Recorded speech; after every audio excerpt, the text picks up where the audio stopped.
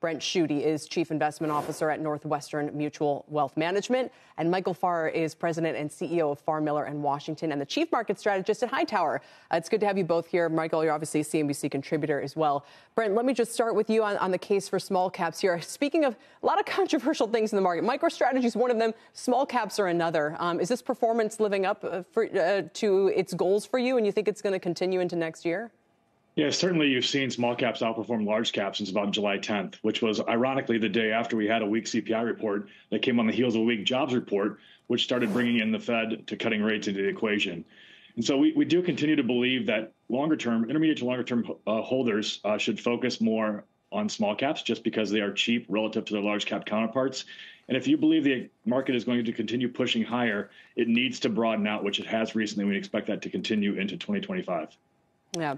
The larger question, I guess, is just, do you expect conditions to be favorable for the market overall? I mean, is there any reason for people to really, kind of overly bet on the small caps instead of finding things to like about stocks broadly? Look, I think there are a lot of risks that are still out there in 2025. We are later in an economic cycle. Inflation is not back to 2% yet.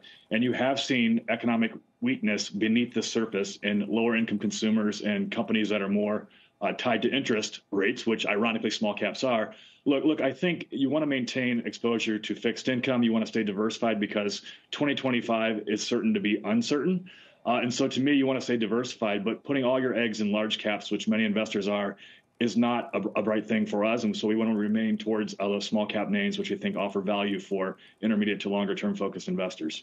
Michael, a lot of people saying that the major indices, a lot of stocks are fully valued here, especially after the post-election rally. As we look ahead to the start of the second Trump administration, do you diversify or what do you do?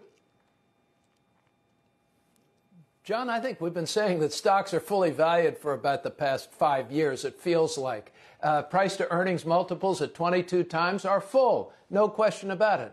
Should you be diversified? I think you should always be reasonably diversified, but not over-diversified. I like the notion of small caps. They've well underperformed. We've had this concentration of mega caps now. The top 10 stocks in the S&P represent, almost 40%, 35, 40% of the index. The top 3, 20% of the index. I mean, these are huge concentrations in expensive names, but small caps, many of them have lagged, so there's opportunity there. There's opportunity in the other 490 stocks that haven't really performed well either. So to go through your discipline, which is really the key, to take some profits and perhaps pair some of those positions that have grown really large in your portfolio and now represent outside risk and redeploy money to some of these things that haven't outperformed or that perhaps underperformed, I think makes a great deal of sense. You have to be disciplined about it. You can't be emotional about it. And you need to be tax sensitive coming into the end of the year.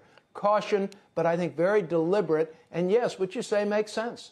Michael, what about the notion that there's a reason why certain things have underperformed? Small caps, for example, the rich have gotten richer in this market for a while. We used to talk about a certain cohort of stocks, FANG, and that N was for Netflix. Now we talk about NVIDIA.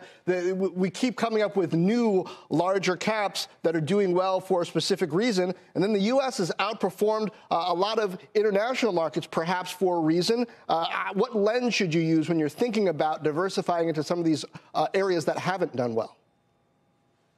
Yeah, okay, so first of all, you have to use a very cautious and careful lens. Go there first.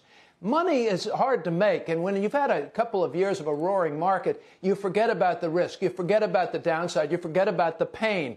Don't forget about the pain. So to take some of those profits, I think makes sense. We're in this, I believe, Trump honeymoon phase of the new Trump presidency here. The last Trump presidency was very volatile at times. I remember just before coming on the air, he said something about 100% tariffs on Canadian steel, and I went, he said what?